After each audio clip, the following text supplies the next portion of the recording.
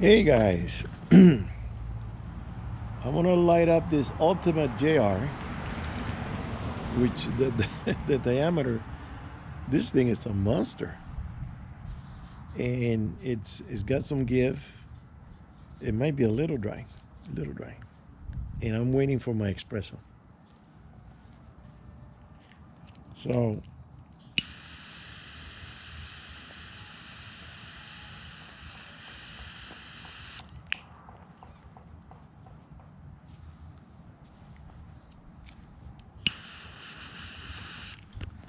ow.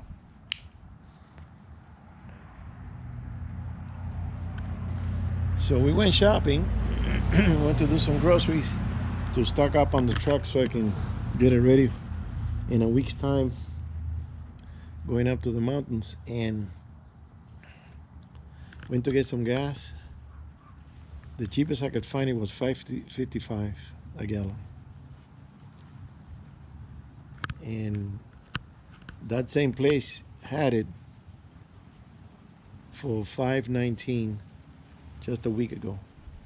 Costco had it for 5.09. Now it's 5.20, I believe. So to fill up the truck's got about half a tank, a little bit under half a tank. To fill it up, I have to go to Costco and make a big line because now everybody is desperate looking for the cheapest gas. Costco is the one that has it cheapest in the area, and they're desperate getting gas before it keeps going up because I don't know why it jumped up so high.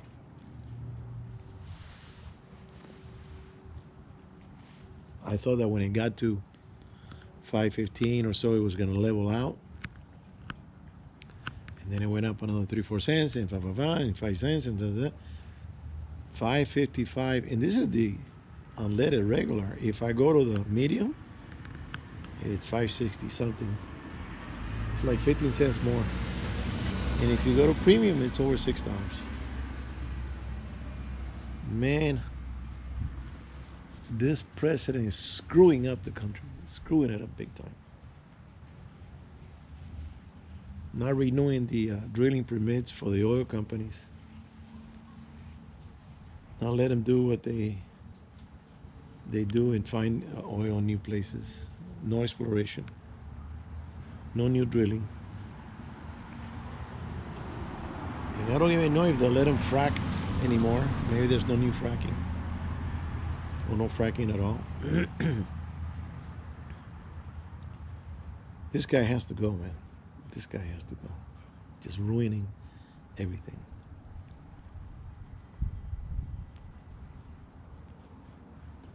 Groceries, super expensive. Oh, so also I'm gonna load for a 357 Magnum, and I was looking at my powder. I don't have powder for the handgun because I usually shoot the rifle, and I decided I'm gonna take on my backpacking trip. I'm gonna take the 357, and I'm gonna load the 180 bullet. So I went and got some new powder. It's a Winchester 296. I've never used that one before. Uh, it's supposed to be good, and it gives you about 1,280 feet per second. I wanted to get something that it's 13 and a half up, and there's some powders that can do that. You can get it up to 1,560, but this guy doesn't have the powder that does it. One of them is a blue dot. He doesn't. He said he can't get it. The other one was the N 110 or the H 110. Can't get it either. So and I called a few places. Nobody has nothing. So I said, okay, I'm gonna have to use this, and the hell with it. I got some 158s that I have to reload. So I'm gonna be using that powder and then try it out.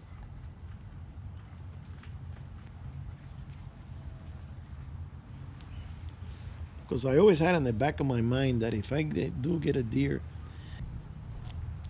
the backcountry, and I'm working on this deer, guarding it and skinning it, the whole deal, to bring out the quarters and all the meat, that a bear's gonna show up because it has happened before to somebody. And if a bear shows up, he's coming in charging. And to protect yourself, you need to have a handgun, because if you put the rifle down, you probably won't have enough time to go grab it and use it. So you have to have that gun on your hip and make sure that you got the right load. In case he comes running, you can stop him before he beats the crap out of you or kill you. So that's what happened to one guy in Wyoming. He was cleaning an elk and he had a Glock 10 millimeter. I think it's called a Glock 20. He put it on a rock away, 10 feet away. Started working on the animal, and when he turned around, there's his female with two cubs running at him. He didn't have a chance to grab the gun. The bear just chewed him up, killed him. They found him dead.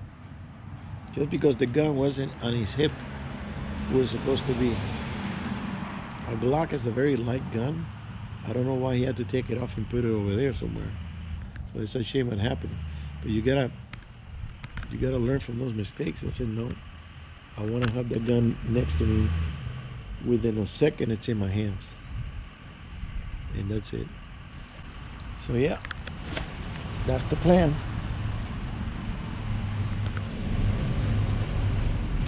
So I'm gonna see if I can do that tomorrow, and maybe when I go to the range Monday or Tuesday, I can just pop a few shots and make sure that the gun is working with that load. There's no jams or anything. And then I know I can still reload some more. I'm gonna reload maybe 20, shoot about 10 and keep 10. That's it. I'm not gonna overdo it.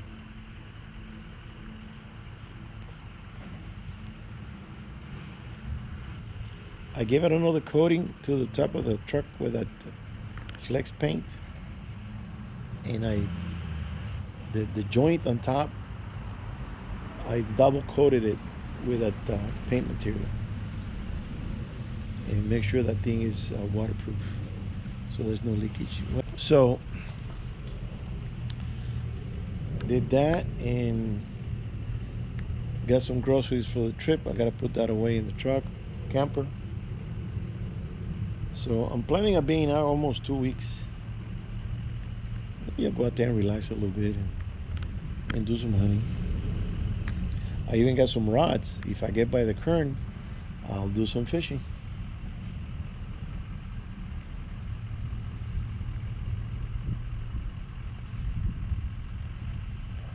And I was planning on going to the boat today, but I called the guy down there. He says it was drizzly, overcast, and it's been overcast all day, cloudy as hell. And now, just now, the sun finally came up. It's been gloomy all day. And I said, well, let's do it somewhere. There's not an emergency. We're just gonna relocate a drain hose from the deck and reconnected it. Gonna open up drill a hole and put a new through hole and connect it there so it drains above the water line instead of now it's draining below the water line, and it's not draining because little animals get in there, crabs and things, they get in there and they start making a nest and they plug in it. So I got tired of that. Every time I go and I wash the boat, it's clogged. It doesn't drain out. So we're gonna do that today, but there's no hurry. There's always something to do on the boat. And then we're gonna take it out. The carburetor that I installed is running good. I just gotta take it out, test it at medium speed, 18 knots, and make sure the thing is smooth. So not in a day like this.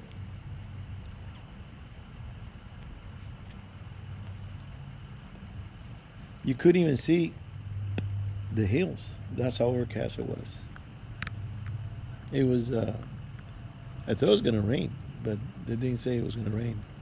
It's just overcast big time.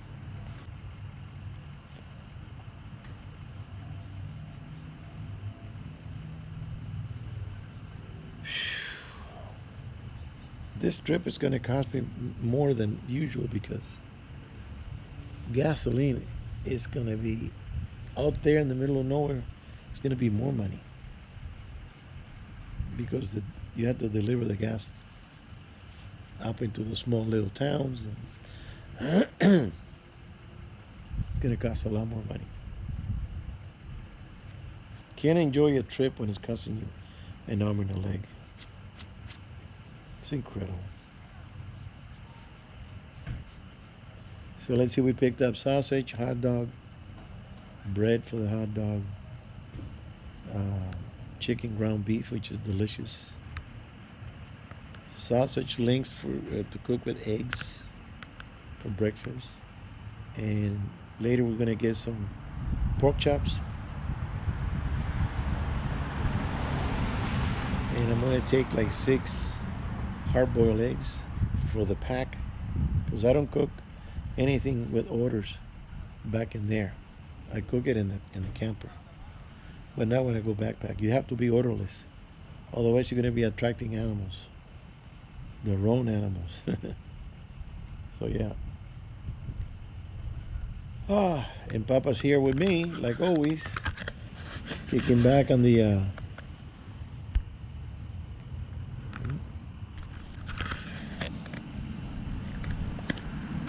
camera has a zoom, but it only does it on picture, not on video, as far as I know.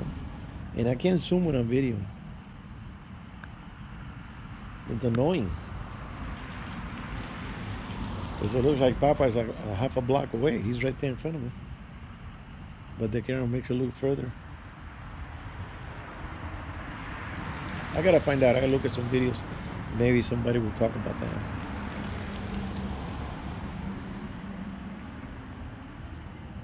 And I'm waiting for my espresso. My double espresso. All right, guys. We'll talk to you later.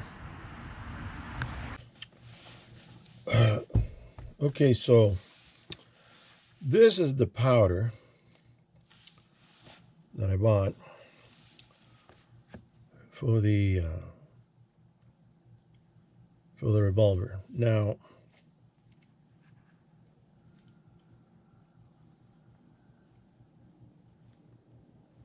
it says here you can use it for 410 shotgun.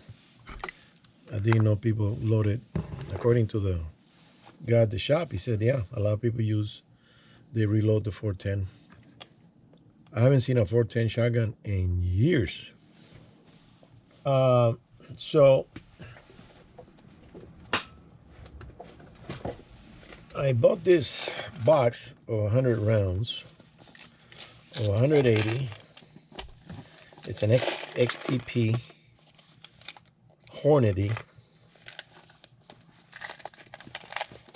and it's 180 grain, but it's hollow point. So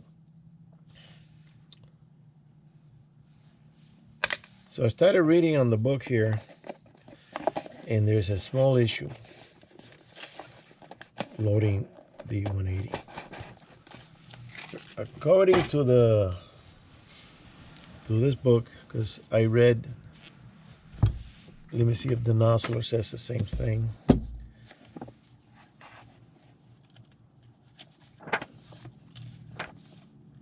I should have a Hornady book since I'm loading Hornady bullets, but 57.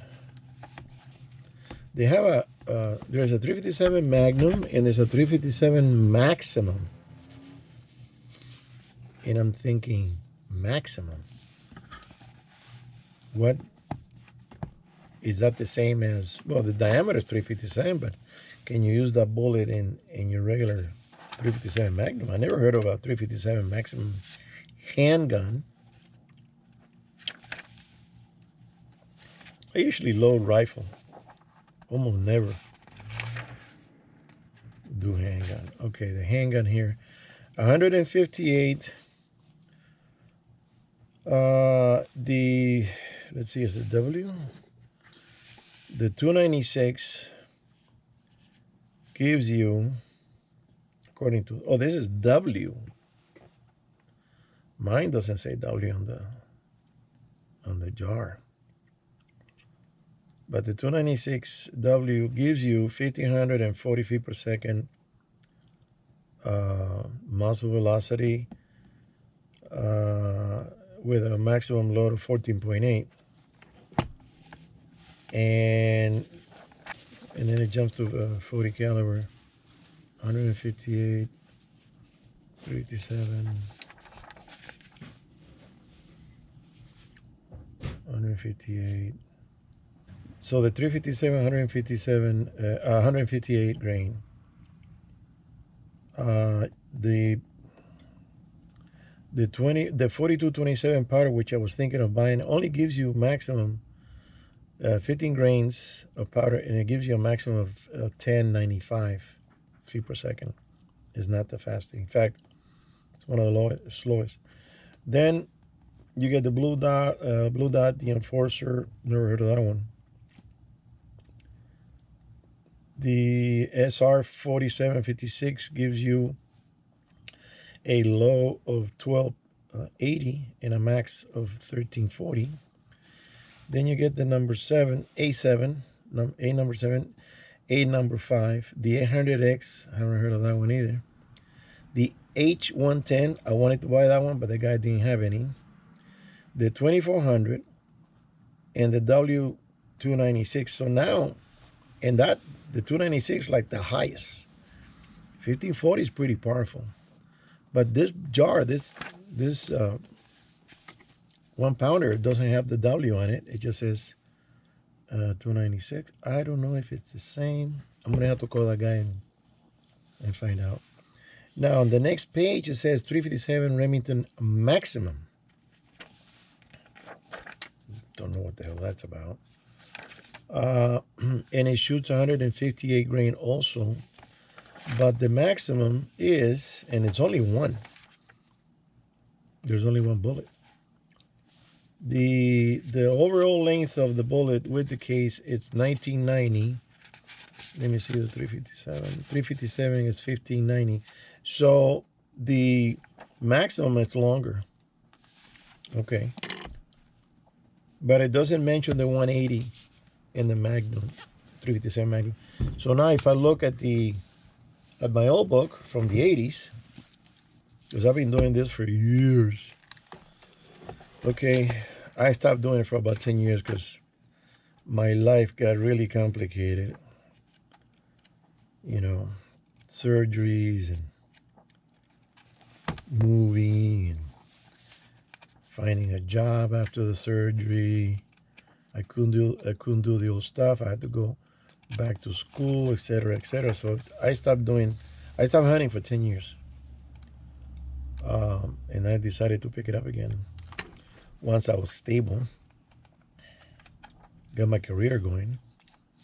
Okay, there's a 357 Herret, very well known in its own. Okay, this one here, this book, it's a Speer. This one has 180 grain. 357. And the 296 doesn't have the W. The 296 was 16 grain, gives you 1582. So it gives you, and this is with a 180 grain. It gives you a pretty powerful bullet. And then the next will be the H110. It gives you 1523. These are maximum loads. And then the IMR 4227, which is the one that I wanted thinking of buying, it gives you 14.6. But for some reason, the 4227 costs $59. I paid $36 for this one. Yeah. So I said, let me have that one. Now, when you go to, this one doesn't have the warning. It goes from 110, let me see, start at the beginning. Okay, you get the 148 hollow base wad cutter. I think I got a few of those left. And then you get 158 semi-wad cutter. It has a little nose on it. And then you get 110, 125, 140, 146. That's an odd size. And then 158, 160, and then 180. So now if you have 158, which is, let me see, I think this one is, yeah, this is 158 lead tip. This is a very old bullet. I've had this for years. If you have 158, why would you want to go to a 160 two grains over the 158? You know, if you're going to make a change from the 158, you want a heavier bullet, you got to jump over to the 180. But the 180 has an issue that it doesn't say in this book. And by the way, this old book is giving me hot loads that they don't have those anymore because they kind of toned down on the powder. It's not as hot anymore. Okay. Let's see the 357. It's 45. Oh.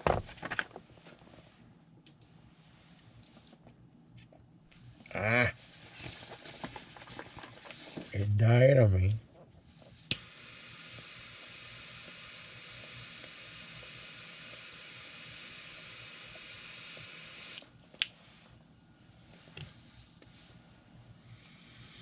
By the way, I'm going to rate this cigar at the end. So far, it's doing very good. You just got to keep it busy, keep it active. Don't let it just sit there. So let's see, 38, 357. So 357, the same thing, 148 semi-wad cutter, da-da-da. 110, 25, 140, 158. Then, if you see here, it says 357 silhouette loads. And they used to have silhouettes, I don't know if they still do, back in the day. 357, 180. So it says here you load under your own, like, there's nobody, there's a danger to this, because when they were doing the load on the old book and they came out to the newer book, they already had found out that it must have been a few years from one to the other. They found out there's some issues. So I read it's not really a warning, it's just telling you the issues that you got to look out for.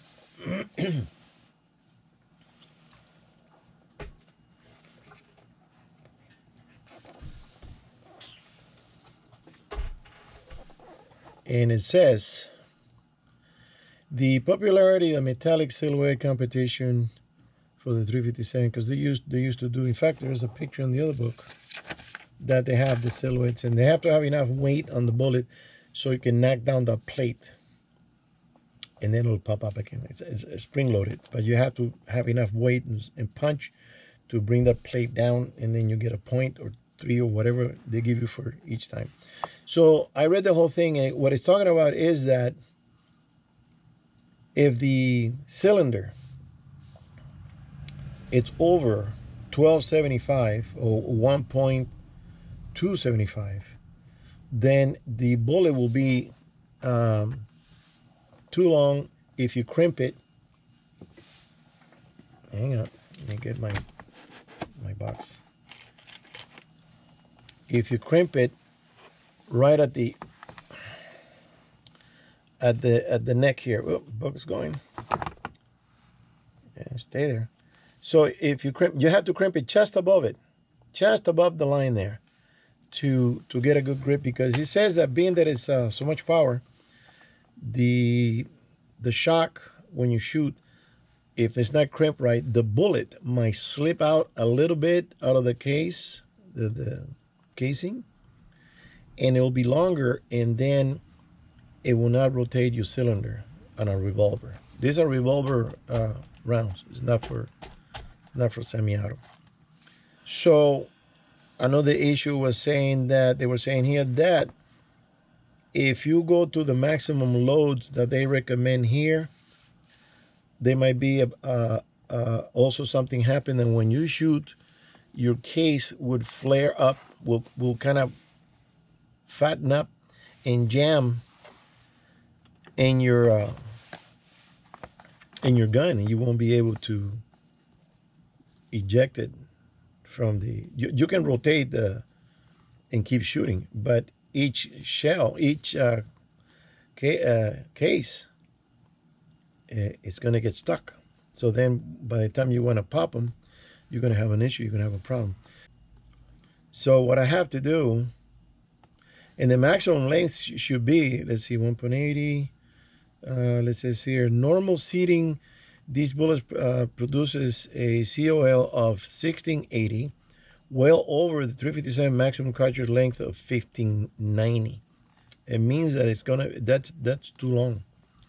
It says contender barrels, and these bullets were made for single barrel guns for competition. So if you remember the TC guns, the Thompson Contender, it's a single gun, single barrel.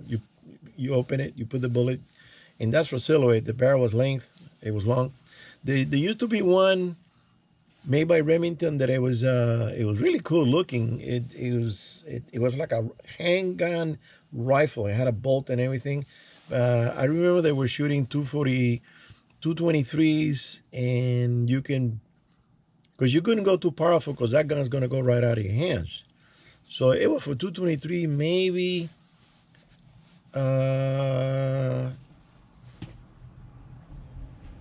No, it wasn't 243, it was just 223. 243 is way too much. So now I bought this box, and it looks like I'm stuck with it, because unless I really do this by the book and try to make a load that is not too hot. So on the 180 with the 296, 15.9 grains will give me 1573 muzzle velocity. I could bring it down to 14.3. It gives me 1430. I can remove that 0.3, round it out to 1400. That's a pretty good. You know, you don't want to have something that's super loaded, because it might damage your gun. Even though the one I got, it's got a very strong frame.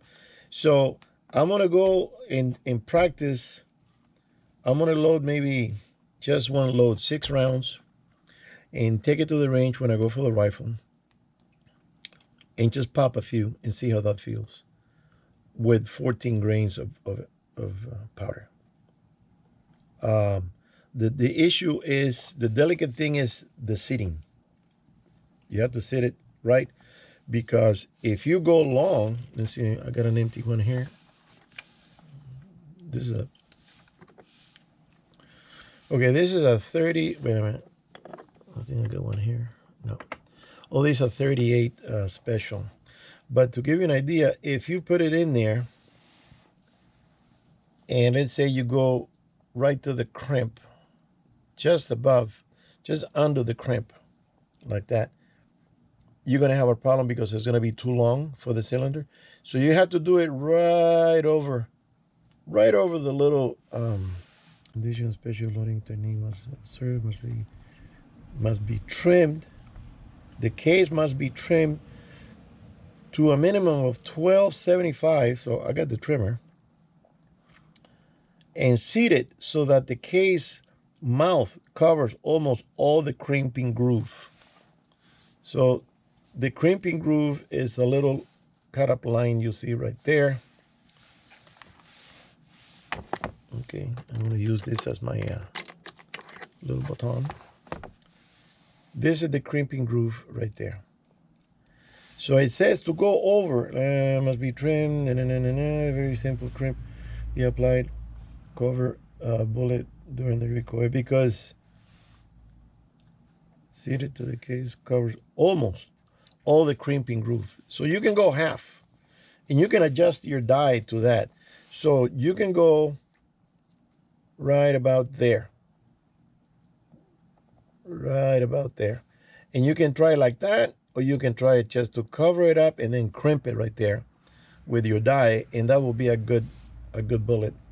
Now, another issue that something that I didn't pay attention is that this thing is hollow, a hollow point.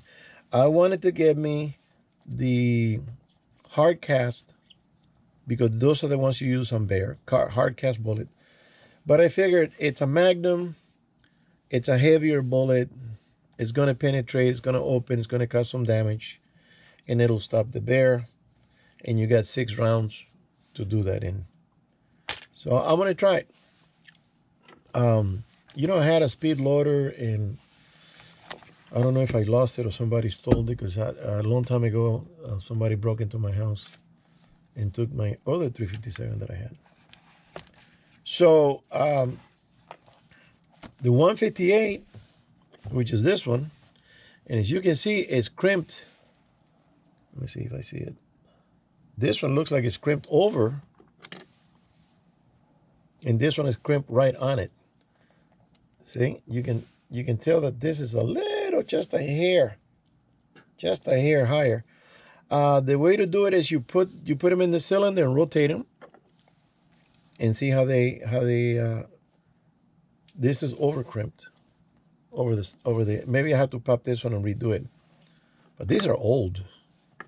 I'm gonna get rid of them. I'm just gonna shoot them. So that's the plan on my bear load. Here's a wad cutter, and they have ones that are hollow, hollow point. Here's one that is pointy, and I don't have any idea what this comes from, because this looks like it's like from an M1. I never had one. I don't know where the bullet came from, but I keep pushing it around, saving it. So anyways, that's the idea. I try to do a deal with the reloading shop, and I said, look, I'll give you the box of the 180, and we'll deduct it from the price on the powder. And he didn't go for it. He used to do things like that, but being that the shop is the business is slow, he needs cash. I understand that. Here's another box of Hornet the XTP 357, and this is also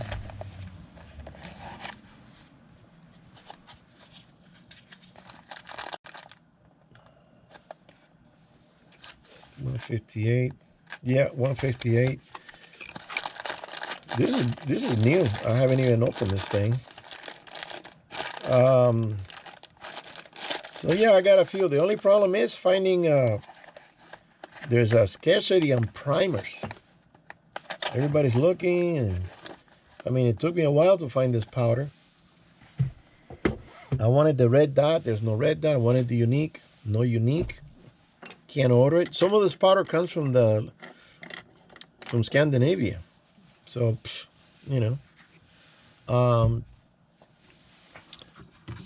now for rifle, which I got that much, I've been using this Hudgen Varget, and I like it. It's a good load. It's recommending what it says here. It's kind of glary. 46 grain, 168 grain bullet, and it gives you 2731, which is a good speed. You don't need to have a rifle bullet that is burning the barrel.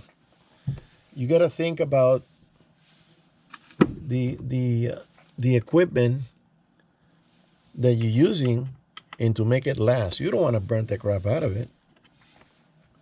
Okay, here's a 357. See the difference? Let's see the other one. The 38 special, 357. That little extra amount of powder, and a different powder is a hotter powder, more Magnum powder. It'll give you the performance of the Magnum, which I haven't really shot that much with it. I'm just kind of. I started seeing these videos of people getting charged by bears when they're cleaning the deer, they're gutting the deer, and they have to like scatter and run because it wasn't expected. The bear just appeared, boom, and he's going after him. Don't want to be in that situation, especially by myself. Here's another 308 that I loaded a while back. Here's a 243 bullet that I don't own the rifle. I don't know where this bullet come from, because I used to have a bunch of miscellaneous, and I've been kind of cleaning and getting rid of things, and I don't know where this bullet come from. But you know, the 243, I will buy this rifle. It goes up only to 90 grains, I believe. And I know a friend of mine that, man, I have to call him. I haven't seen this guy in ages, but that is all he used to shoot. And he would shoot a deer in the head and drop him right there. Let me see. 226. Here we go. 243. It starts at 70 grains. So you can use it for bar mitt, 70 grains, and then 75, 80, 85, 90, 100. The 105 looks like this. It's a round nose. And the round nose, is not going to be that aerodynamic. So this is a 100, it looks like. No.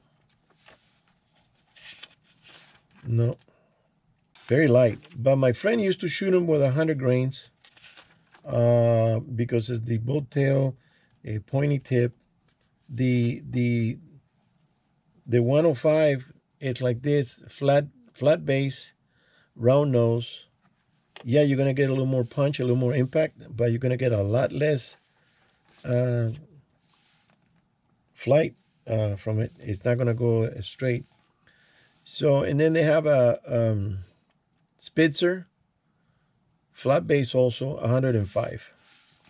And he studied taxidermy. And he had his whole den full of beautiful deer heads. And where he goes, the deer there have, it's a California deer, but it doesn't have the same coating. It doesn't have that it's a little more creamy. And the eyelashes are beautiful. They look like women. There's beautiful eyelashes. And I say, where'd you get those things? And he told me. And I said, man, that's some rough area. But he knows that like the back of his hand.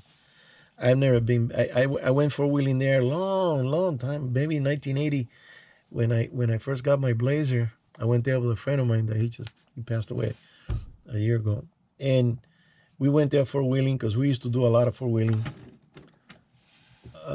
before going into hunting. And that guy goes back in there, and that is, if you don't have a serious four-wheel drive, which he does. He has a Toyota Land Cruiser. Man, that thing is a dog. It goes anywhere with the right gear ratio and everything else. I don't know if they're 410 or 411s. Died out again. And he had, I don't know, close to a dozen heads. And he would hunt him in late season, like October, around that area, around that time.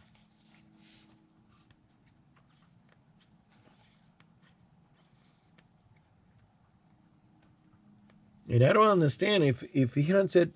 I mean, I think he hunts it in that season because deer change colors.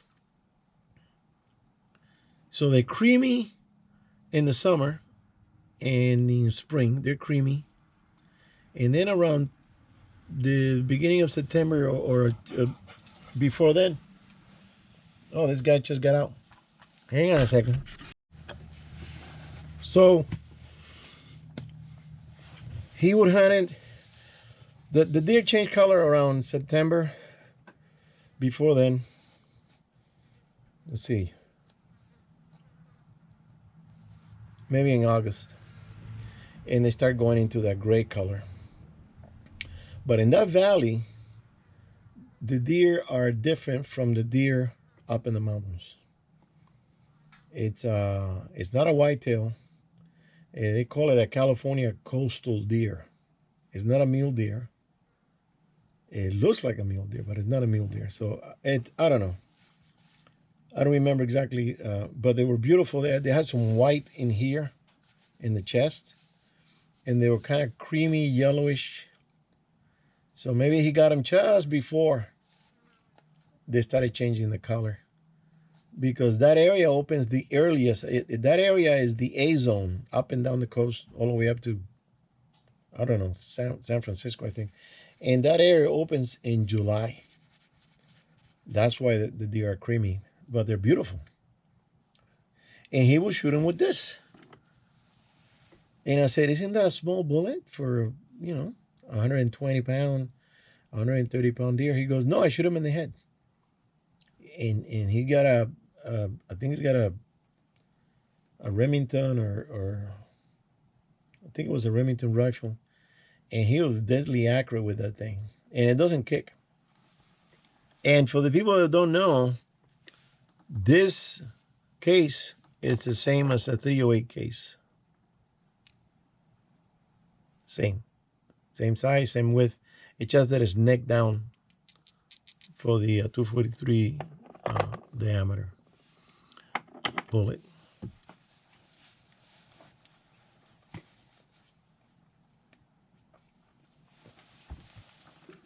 I got a shitload of 357. I already put the primers on them, so I gotta start loading that, and I'm gonna try with a powder. But just before I go full bore and do the 50, I'm just gonna do 10 and try it out. And maybe it's a good combo. I'm gonna try the 158 grain and then the 180, and go to the range and see what happens. And I'm gonna wear a very thick glove just in case. All right, guys. I'll see you on the next one. Oh, this cigar, I'm gonna give it an 8. It's very good. All right, later.